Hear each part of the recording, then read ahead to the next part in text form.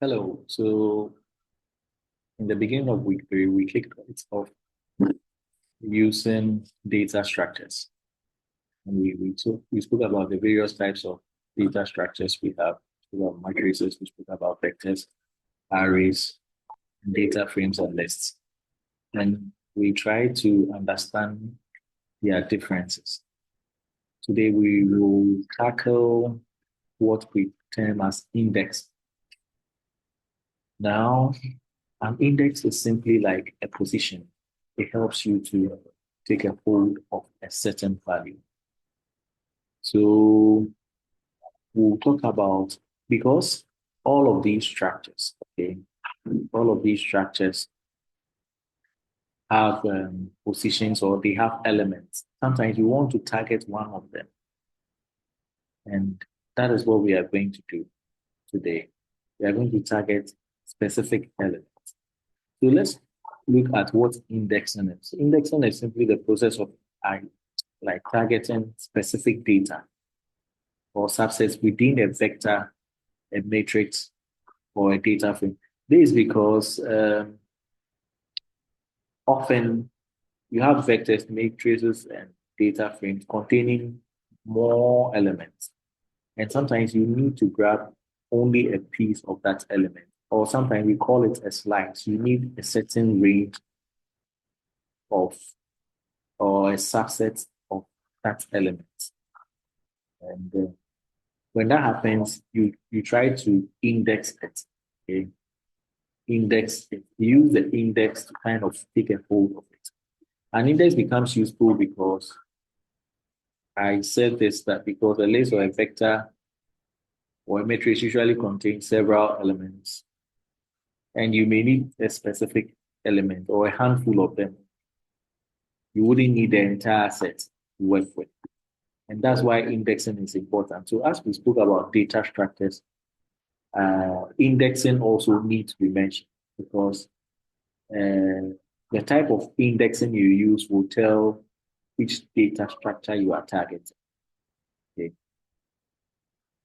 So we say that by default, any, let's say, set of elements you create, let's say vectors or, so let's say V1, we have a vector one, we want to call it vector one. We create vector one from some set of elements, let's say uh, 20, or let me use uh, table. We have a table as one of the elements. We have a chair as one of the elements. We have a wardrobe, wardrobe as one of them. We have a bed as one of them. And we have, let's say, uh, dresser. Now, this, let's say, like a set, a vector of furniture at home, a vector of furniture at home. So we create that as V1. Okay. Now, sometimes we will need to do something or we need to manipulate data in a specific position. This is what we call the index. So by default, when you create a vector, numbers or positions are given to each element you put in there. So R automatically assigns numbers or positions to this so that it will help you to target or grab one of them or two of them. So by default, it starts counting from one. So the first element is one, has an index of one. The next element has an index of two. The next element, which is wardrobe, has an index of three. Bed has an index of 4 and 5. Um, so if you need only a particular one, a specific one, you can say V1. When I say V1, it gives me all of them. But when I come here and say V1, then square brackets, I bring a square bracket show that I want to enter an index. The index. So if I say V1 and I need a chair, I say by default, I start counting from 1, right? So if I need a chair and I say V1, 1, 2. So you have 1, 2. So that will be 2. And it brings me the chair. So now you can target specifically the chair. I can decide to say V1, 2, then it means I'm dealing with the chair. Now, I said that now set that value of the chair to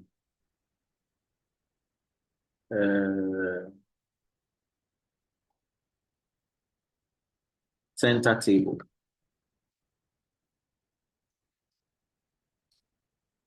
Center and depending on where you come from.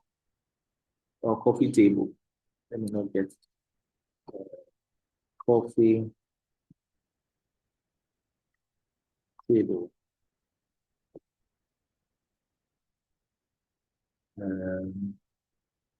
So what I've done, I targeted the second position. And now I have set it to a new value. So when I now call the value of B1, so you see we have a table, we have a coffee table in the second position.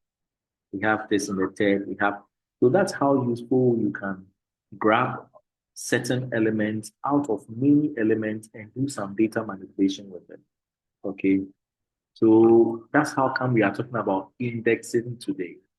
Indexing helps you to fetch either a specific element or a handful of them. When you fetch a handful of them, we call it slicing. You took a slice, like a slice of a cake, call it slicing. And I achieve this by assigning by default an integer position to each element, starting with 1. That's what I spoke about. That's by default. The first element holds the index position of 1, index or position of 1. Sometimes in some programming language, you call them position. Other languages say index. It has 1. The second element holds the position of 2 and on. That's what R automatically does for you. Okay. So default indexing. So when you look at pets, for example, there's a vector that has a 1, 2, dog, 3, parrot, 4, hen. Maybe it talks about animals, pets that live. Yeah, I hope. So this is an example we can play with. Grab this one and play with in our studio.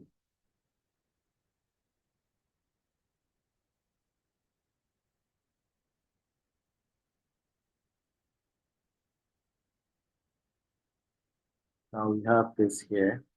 So when we come here, we have pets over here. Okay. We have pets over here. And we have V12, which we defined earlier. And we are going to play more with the pets. Okay.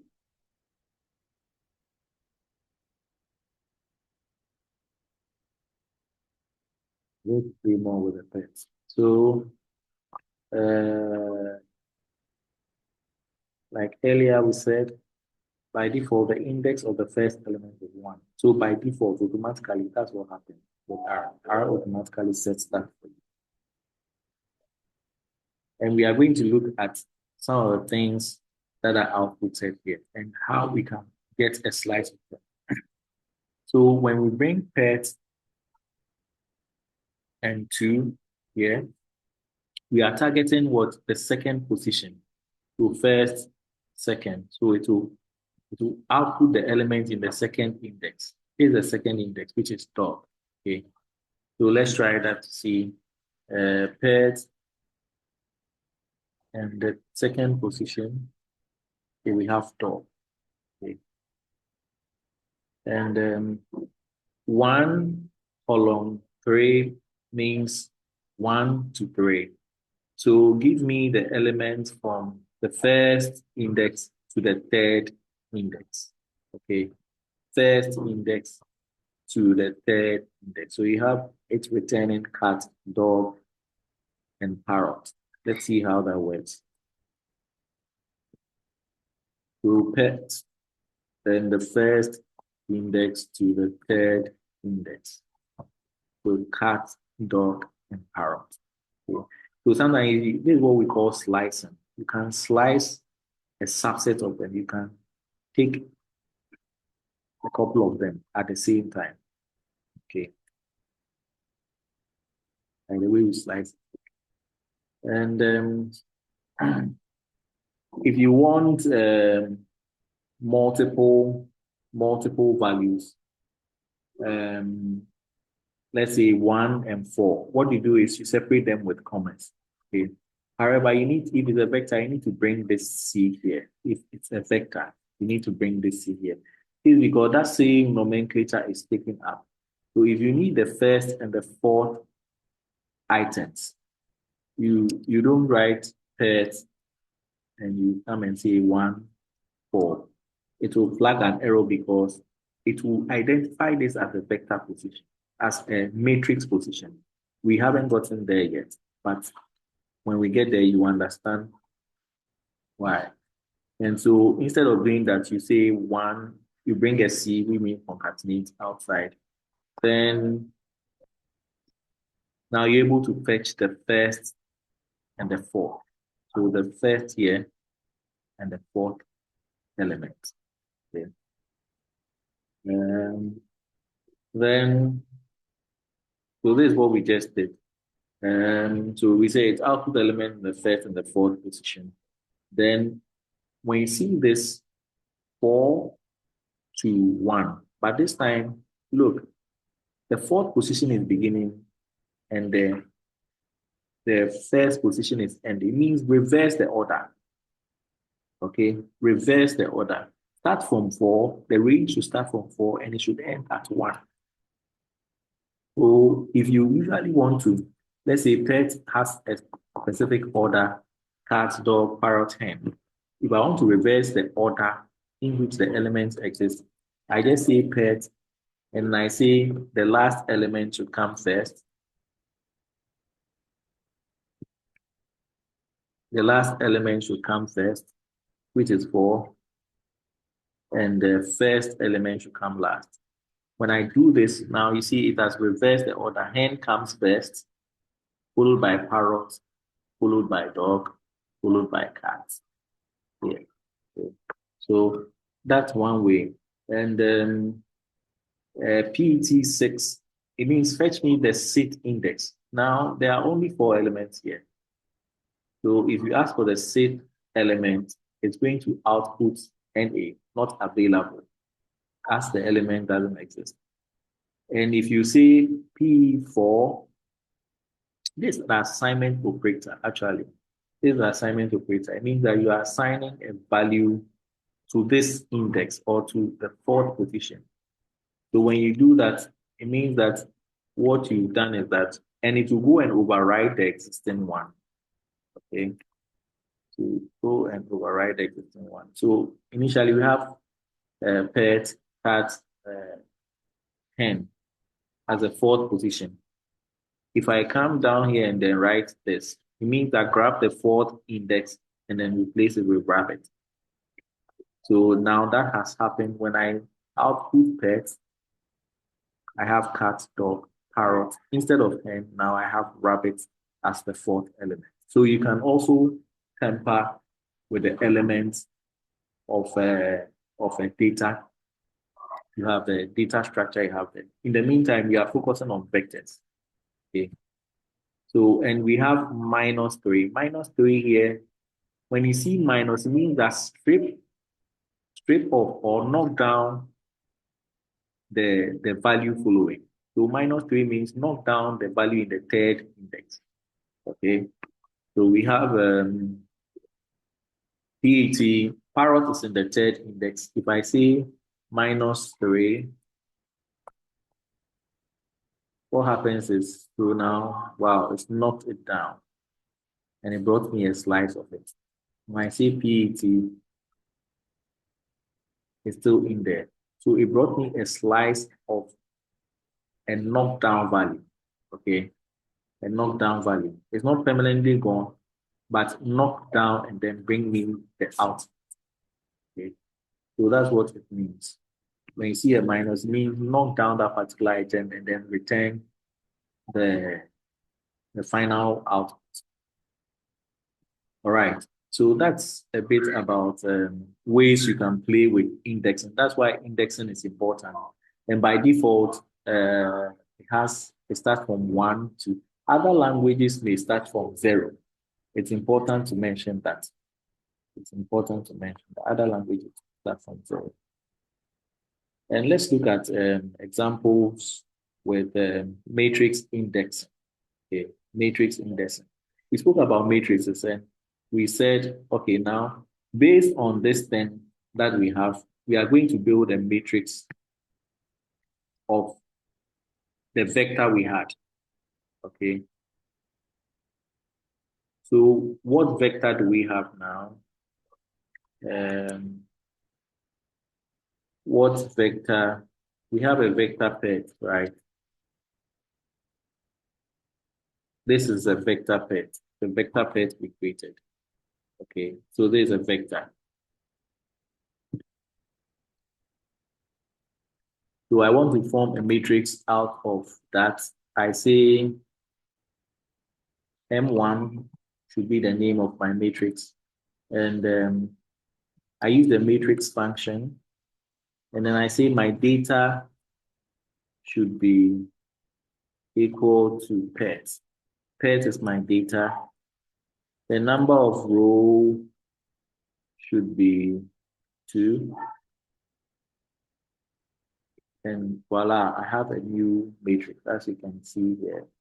If I call out the value of M1 now, you can see I have a 2 by 2 matrix that has 2 columns, column 1, column 2, and 2 rows, row 1, row 2. Now, in the nomenclature of matrices, we write the column, the row number first and the column number second. Okay. So if I want to target an index here, so you see, when I come here, these are the column numbers. 1 is the column number. Okay. 2 is a column number. 1 is a row number. 2 is a row number. If I need an element, let's say parrot. Parrot is formed from row 1 and column 2. Row 1 and column 2. Okay.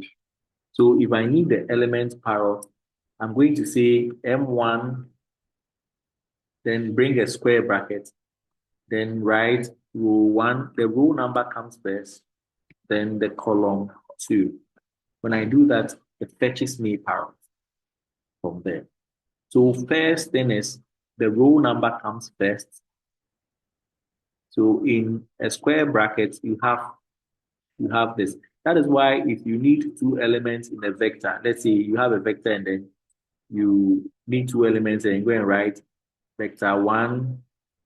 I need 2 elements and I say 1, position 1 and position 2. It's going to flag an error because I didn't bring this C. So it sees it as a nomenclature for matrix. Okay, that's why I have to put it in. That's what I was talking about earlier. That I need to put them in a let's say brackets. Okay. So with matrices, when it comes to fetching or indexing them, first you write the name of your matrix, then you write your row number, then your column number for it. So pet P1, pet 1, 1 means that pet with the row number 1 and the column number 1. Okay, so it's going to return cats for us. Okay, pet 1, 2. Let's try pet 1, 2.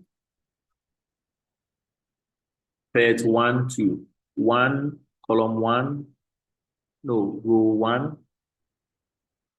and column 2. That's the parrot. Okay. So it's the same thing that we have going on here. So 2, 2, M2, 2, M1, 2, 2 is going to fetch us. Which one do you think is going to fetch us? Row number 2, column number 2. So it's going to fetch us rabbit. Okay. So that's the kind of nomenclature we use when we have matrices. Okay. Or when we have a matrix. So that's what is important to bear in mind, that for a matrix, because it has, and these ones are not named. They are not like uh, data frames which has name. We use indexes. So the row number followed by the column number. Okay. Row number followed by the column number. And that's how we index matrices. Okay. Um, so let's continue here.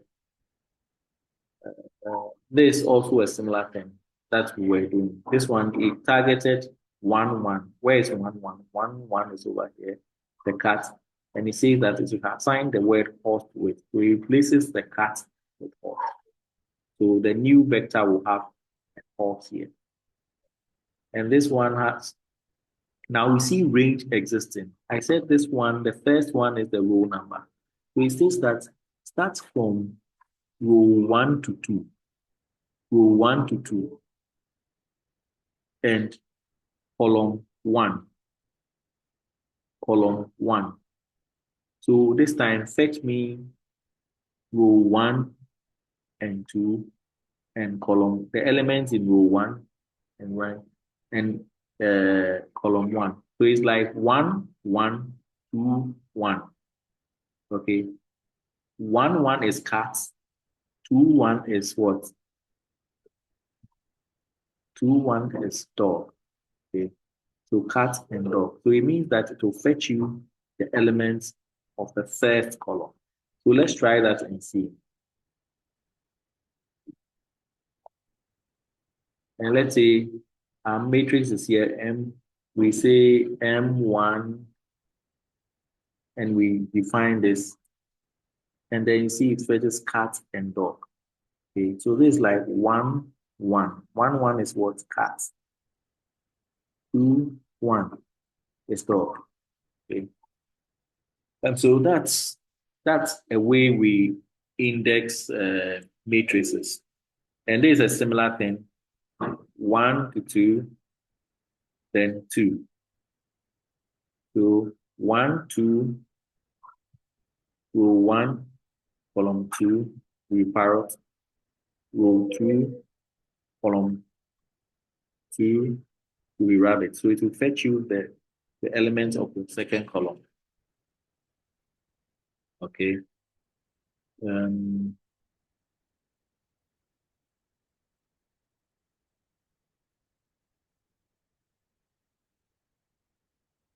So let's try that. And we have 2 here. So now it fetches us elements of the second column. Okay. So that's one way we target numbers, or we target elements of a data structure, and we fetch elements or some specific elements from them.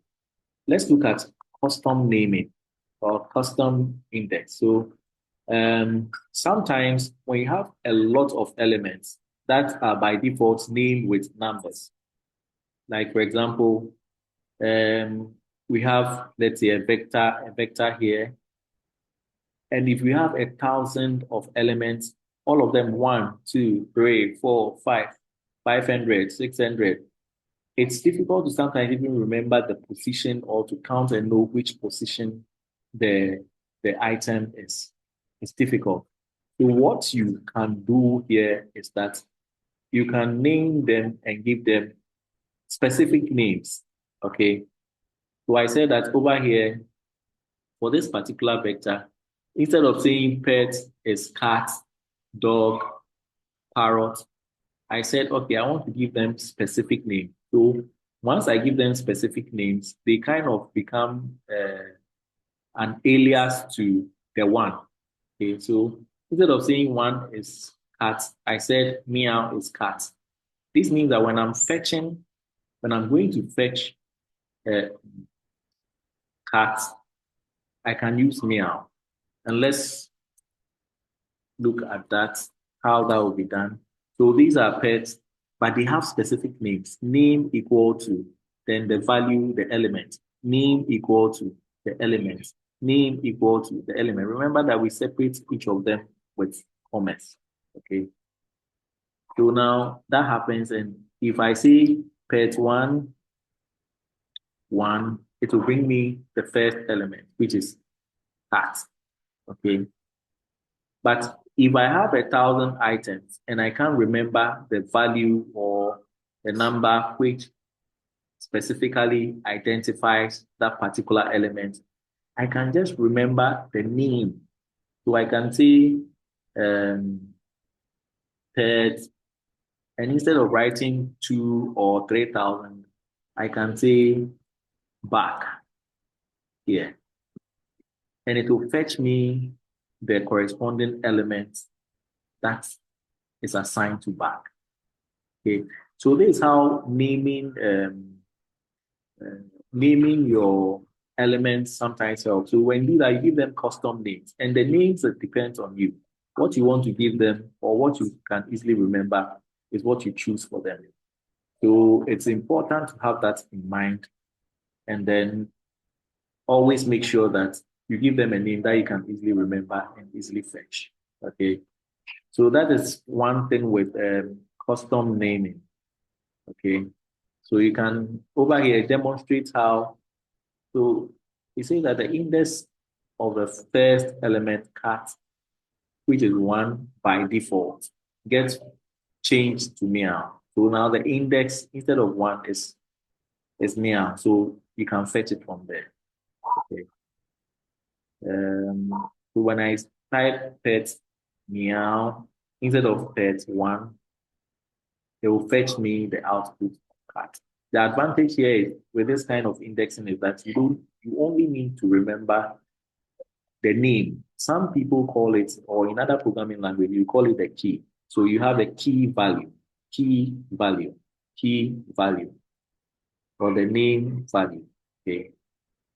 That's why we term this as name indexing. So once you remember the name, it makes it easier that you can, even if there are 1,000 elements and you remember first name, you can just pick your vector and then say, give me vector one first name. Okay. And I make an example over here. If there's a customer and there's a lot of data on this customer, first name, last name, where they live, quantity, maybe the first time they purchase, where they purchased from which warehouse they bought um, other items. And there are thousands of items. Because you remember first name, you can just say customer into bracket first name, and it will fetch you the element that is assigned to first name. So that's how it works. And this is an example. In this scenario, instead of putting all of them together, instead of putting all of them together like this, saying, okay, first name, Greg, last name, and age, address,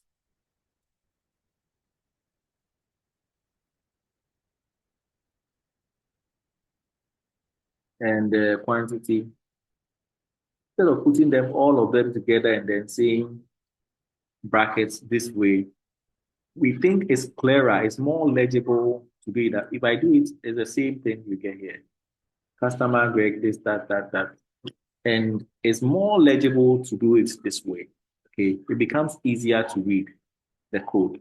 Okay. So you know, first name assigned to this, that assigned to that. So that's the name, value, name element, name value, name element, name value relationship, or the key value relationship we're talking about.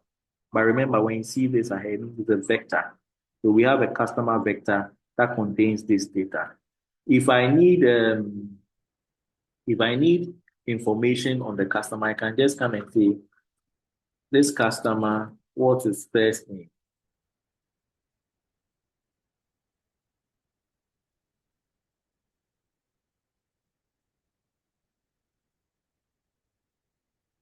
What's his first name?